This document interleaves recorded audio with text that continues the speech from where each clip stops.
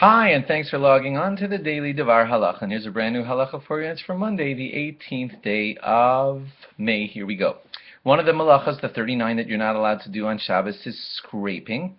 And scraping was done in the building of the Mishkan, of the temple in the desert when the Jews were there. And it would apply to things like scraping hides and stone and wood and leather and things of the sort.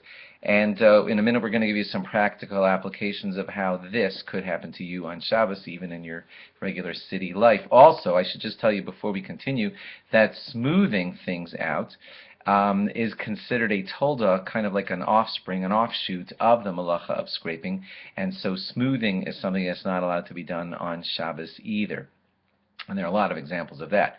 For example, if you are putting chocolate icing on a cake, you're allowed to put chocolate icing on a cake even on Shabbos, but you're not allowed to smoothen it out because it falls under this category of the tolda, of the offshoot of scraping, which you're not supposed to do on Shabbos or Yom Tov. So don't smoothen out the icing that's on your cake on Shabbos. If you want to squeeze out food from a food tube, it may come out smooth, when it's squeezed out of the tube, but that's not a problem. We don't consider that as if you're smoothing it out. It was smooth in there. It's just coming out smooth when you squeeze it out of the tube. So that's not a smoothing activity that you're doing, and therefore it's allowed.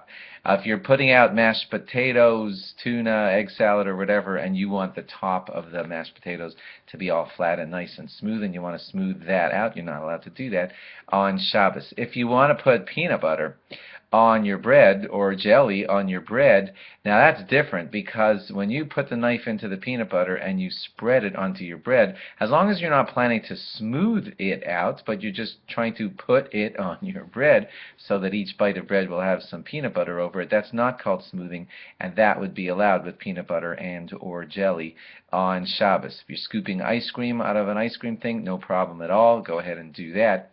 Bar soap, the rabbis considered it possible that some smoothing activity was happening when using bar soap, and therefore it's been a long-standing thing for us not to use bar soaps on Shabbos. Some also said that it could somehow fall into the category of scraping, so we also will, because of that or the smoothing, not use bar soap. And some rabbis also feel that even our bar soaps of today, which are already smooth and maybe don't have a smoothing problem, but still there could be a molid problem, that you're kind of making something new come out because it's just a bar, but when you get it going under the water, you're going to turn it into a lather, and that's an activity that you shouldn't be doing on Shabbos. So bar soaps are out. And maybe on our next one we'll try to talk about how and when liquid soaps are allowed on Shabbos or Yom Tov. Thanks for logging on, and log on again tomorrow for more. Bye-bye.